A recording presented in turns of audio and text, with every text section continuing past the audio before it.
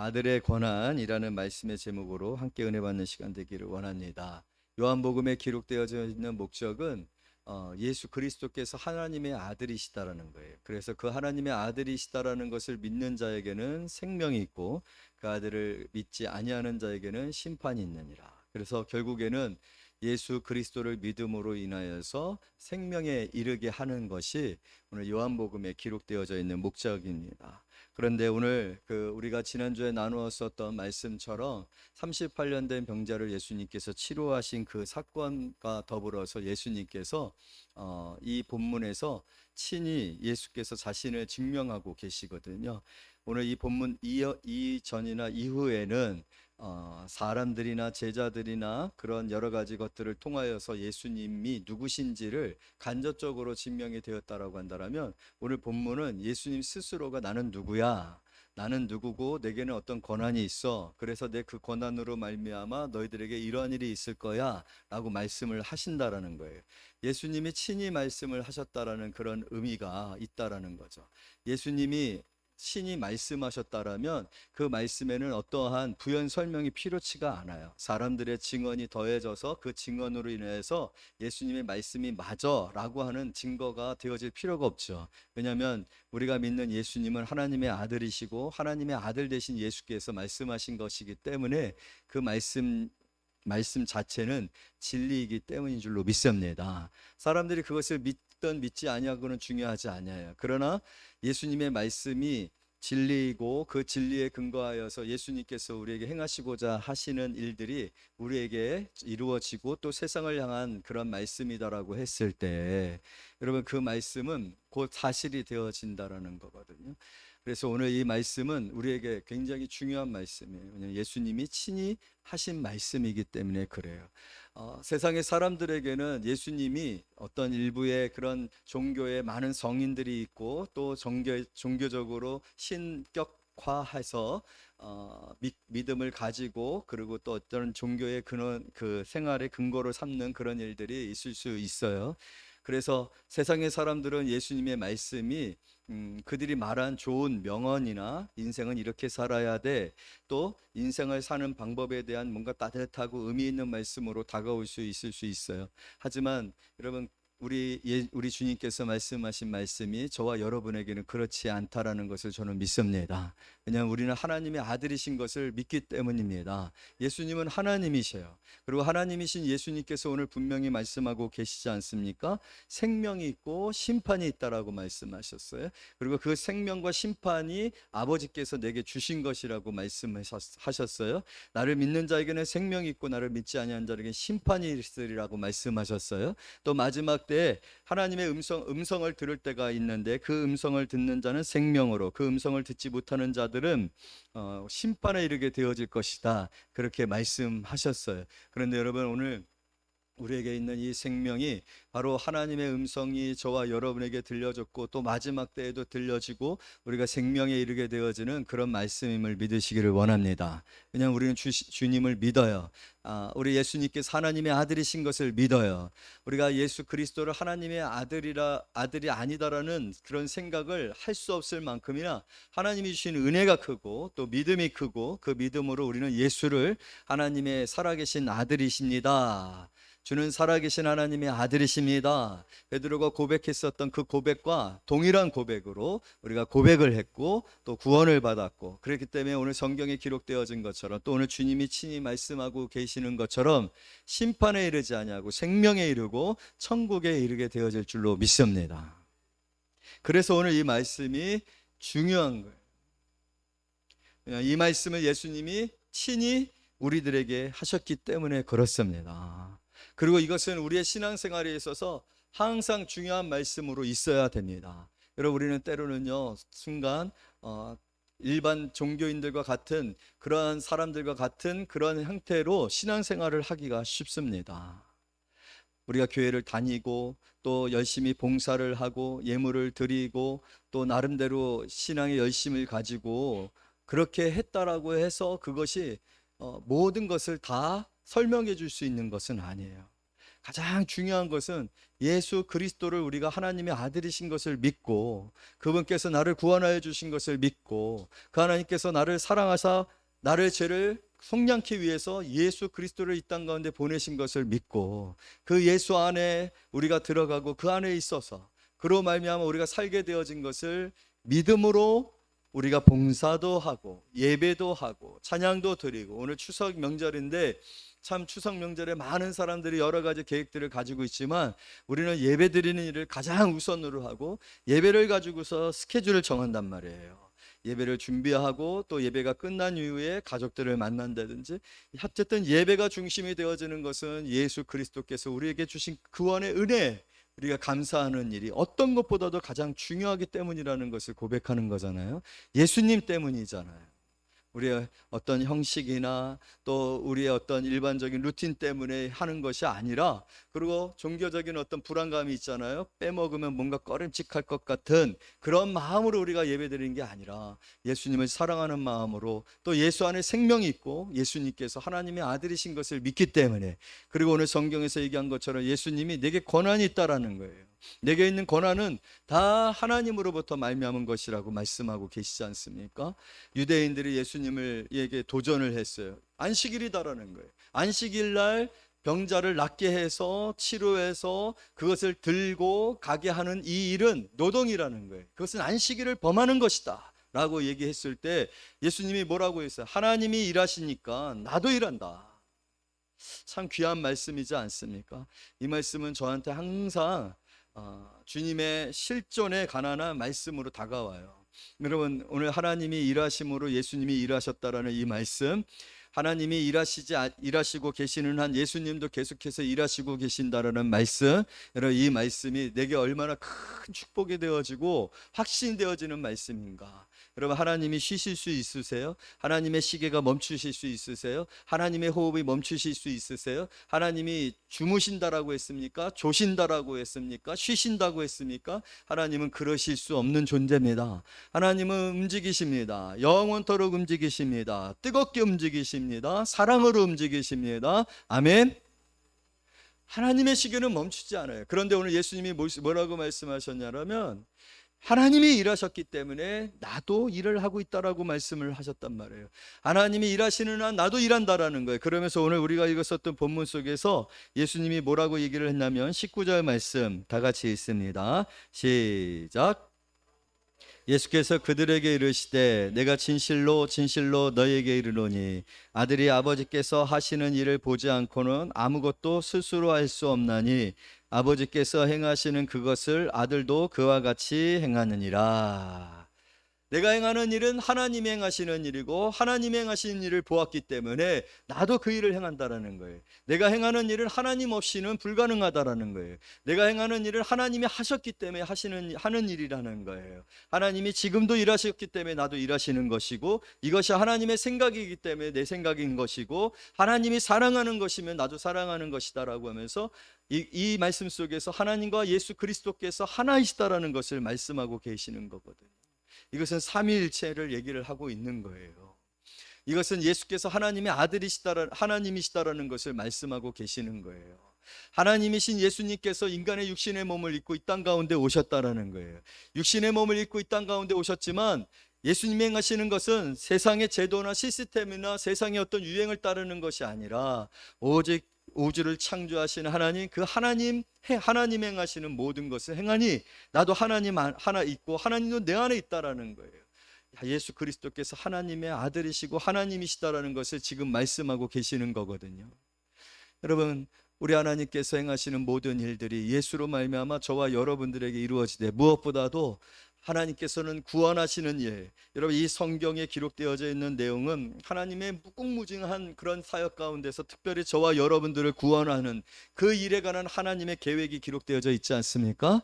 얼마나 충만합니까? 얼마나 풍성합니까? 얼마나 놀랍습니까? 얼마나 신비롭습니까?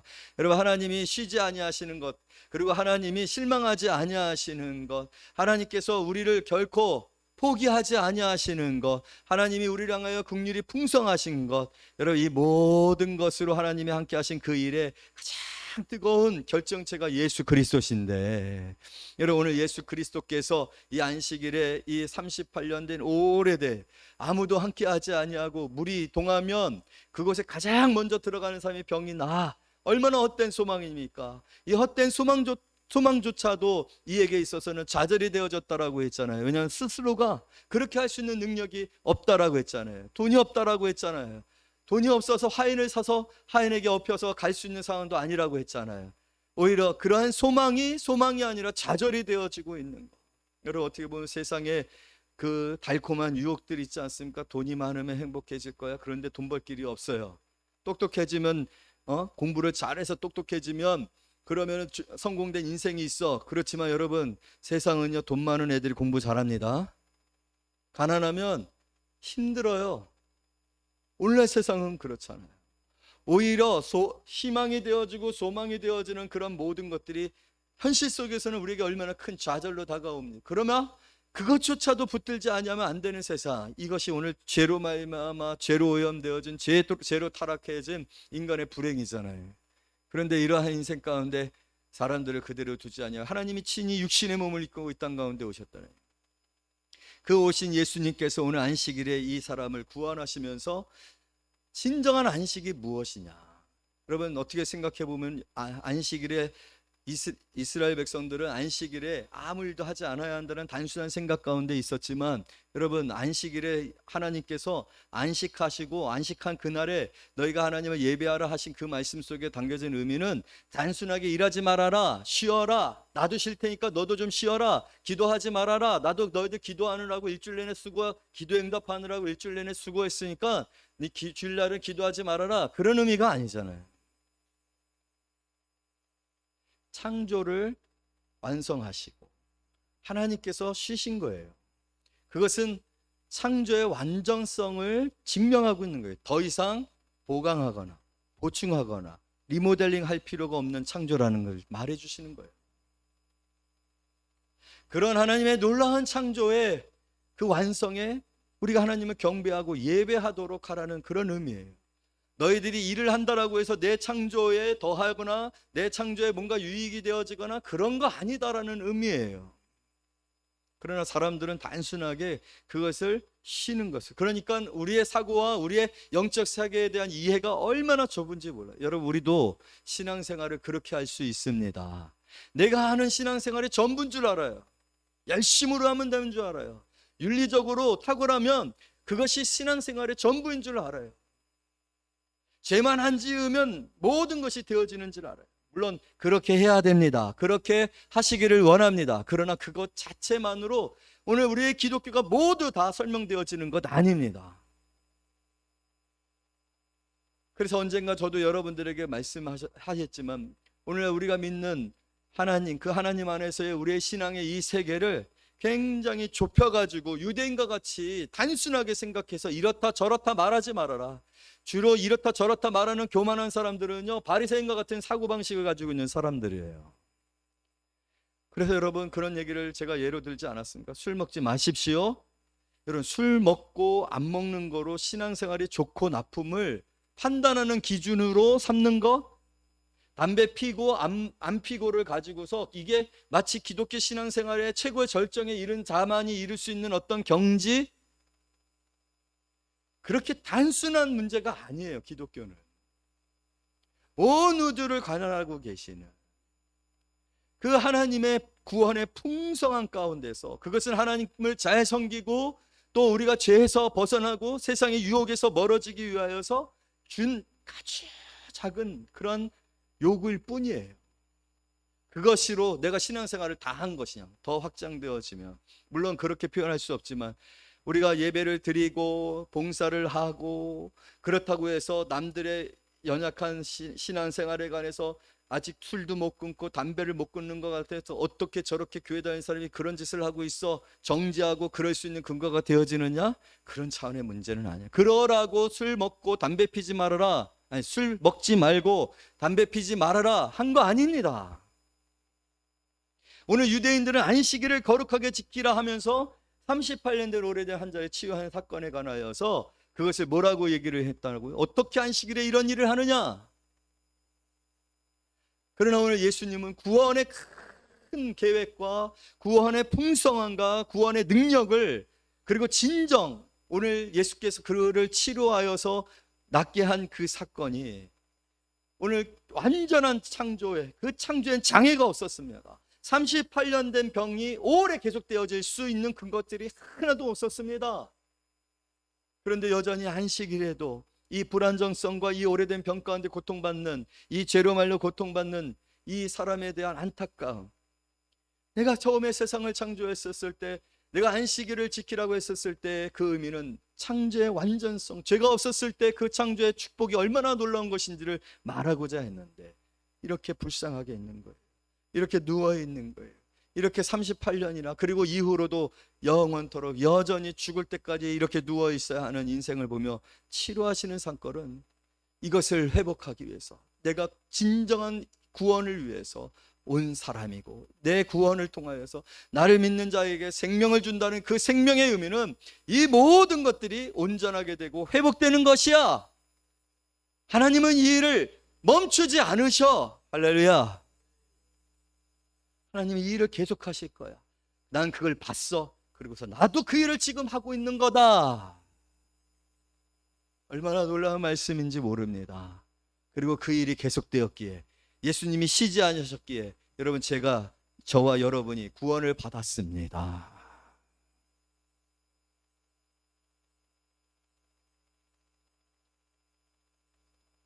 오늘 우리가 그렇게 구원을 받은 것입니다. 여러분, 예수님께서 분명하게 말씀하셨습니다. 20절 다 같이 있습니다. 시작. 아버지께서 아들을 사랑하사 자기가 행하신 것을 다 아들에게 보이시고 그보다 더 큰 일을 보이사 너희로 놀랍게 여기게 하시리라. 21절. 아버지께서 죽은 자들을 일으켜 살리신 것 같이 아들도 자기가 원하는 자들을 살리느니라. 할렐루야. 여러분, 오늘 그렇게 주님께서 원하는 자, 살리기를 원하는 자, 구원하기를 원하는 자, 그런데 그 사람들은 아버지께서 내게 보내신 자, 그리고 이 놀라운 섭리와 선택과 인도하심이 오늘 우리를 이 자리에 있겠다라는 거예요. 이것이 얼마나 감격스러운 일입니까? 세상에 많은 사람들이 있지만 오늘 실로암 이 베데스다 연못가에 얼마나 많은 환우들이 있습니까? 다 불쌍한 사람들이에요. 다 구원이 필요한 사람들이에요. 오늘 여러분들 이제 추석이 돼서 가족들 다 만나면 사는 게 힘들어, 얼마나 힘들게 살고 있는지 몰라, 고민과 갈등들이 있을 거예요. 세상의 사람들이 다 그래요. 그런데 오늘 주님 하나님께서 사랑하사, 아들을 사랑하사 아들에게 살리게 하시는 그 역할을 맡기시고, 그 권한을 맡기시고, 오늘 저와 여러분들을 택하시고 인도하시고, 주께로 인도하시고, 주께서 우리를 구원하여 주시고, 그 구원하여 주신 은혜로 우리를 살려내신 이 은혜 안에 우리가 이 자리에 있다. 그러면 오늘 또한 성찬식을 통하여 내 살을 먹고 내 피를 마시는 자는 영원히 목마르지 아니하리라. 참 우리같이 복된 사람들이 없습니다. 왜 이런 사실들을 알고도 여전히 세상의 사람들이 예수를 싫어하고 예수를 일반의 그런 어떤 성인들과 같은 반열에 둘 그런 수준으로 여기고, 우리의 생명과 심판에 관한 모든 권한을 아버지께 받아서 행하시는 이 예수 그리스도에게 이렇게 관심이 없는지에 대해서는 정말로 놀랍지 않습니까? 그렇기 때문에 그 사람들이 심판에 이를 수밖에 없는 이유가 거기에 있는 거예요. 이런 은혜로 우리 오신 예수님이시잖아요. 이런 은혜로 오셔서 여기에 기록되어져 있는 말씀처럼 24절, 내가 진실로 진실로 너희에게 이르노니 내 말을 듣고 또 나 보내신 이를 믿는 자는 영생을 얻었고 심판에 이르지 아니하느니 사망에서 생명으로 옮겼느니라. 할렐루야. 여기에 전제는요, 사망에서 생명으로예요. 괜찮게 살고 있었어요. 조금 부족했어요. 조금 가난했어요. 뭔가 조금 불합리했어요 라는 그런 수준을 조금 더 업데이트 시킨 것으로 여러분 생각하지 마세요. 사망이라고 얘기했어요. 육신의 생각은 사망이라고 얘기했어요. 여러분, 우리의 생각은, 우리의 육신은, 우리 행하는 모든 일들은 사망에 이르고 있단 말입니다. 이것은 절대적이에요. 이 사실을 믿어야 됩니다. 우리는 그렇기 때문에 예수가 필요한 거예요. 왜냐하면 사망에서 생명으로 옮길 수 있는 권한, 아버지께로 받은 권한, 이 유일한 권한이 누구에게 있기 때문에? 예수에게 있기 때문에 그래요. 내게 있지 않습니다. 나에게 어떤 가능성도 사망에서 생명으로 지옥에 떨어질 우리를, 우리의 운명을 바꾸어서 천국에 이르게 할 수 있는 그러한 지혜가 우리에게 없어요. 우리의 열심이 없어요. 여러분이 아무리 윤리적이고 선한 일을 행하고 열정적으로 세상을 살아간다 할지라도 결국에는 우리는 지옥에 떨어질 수밖에 없는 운명 가운데 있습니다. 본질상 진노의 자녀로 태어났단 말이에요. 본질상. 마치 모세가 어떠한 권세와 어떠한 법 아래 태어났습니까? 남자아이로 태어나면 다 죽여버려 라는 법 아래서 아이가 태어났잖아요. 그때 모세는 태어나는 즉시 죽을 거예요. 법이 그래요. 우리도 마찬가지입니다. 우리도 죄 아래서 태어났기 때문에, 공중 권세 잡은 자 아래서 태어났기 때문에 본질상 진노의 자는 우리를 불순종의 아들들 가운데 행하는 이라고 표현했습니다. 그런 절대절명의 사망에 이를 수밖에 없었던 운명을 생명으로 바꿀 수 있는 권한을 예수께서 받으시고 예수께서 오셨어요.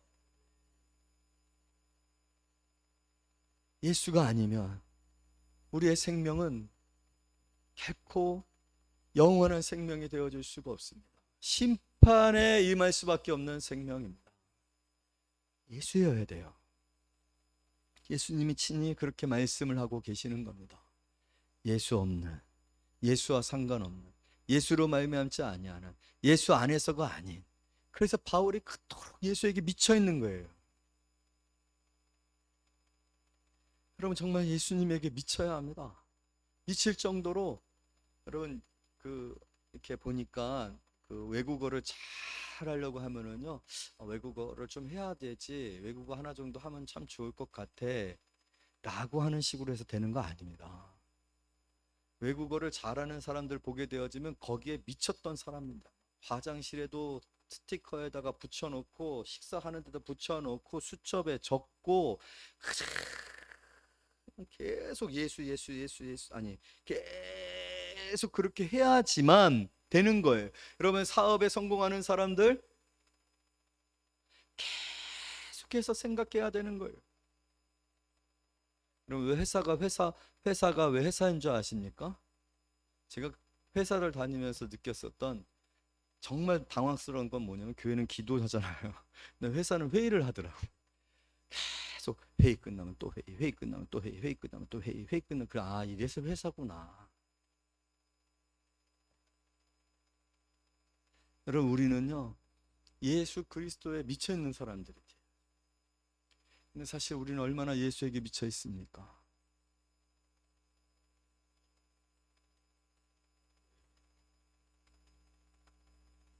우리가 정말 예수님에게 미쳐 있고 예수님을 사랑하는 그 뜨거운 가운데, 예수님께서 내게 행하신 일 가운데 감격이 있으면 23절이 나오는 거예요. 다 같이 읽습니다. 시작.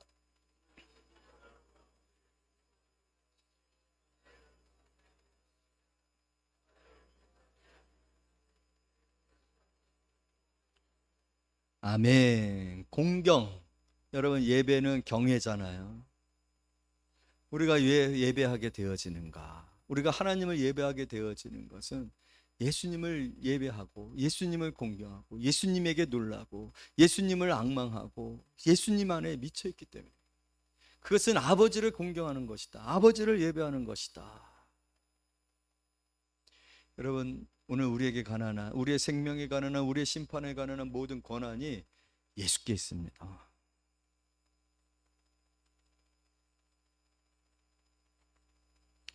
여러분들은 이것을 할 수 있느냐 할 수 없느냐 라고 했을 때 할 수 있어요. 왜냐하면 우리는 염려에 미쳐 있잖아요.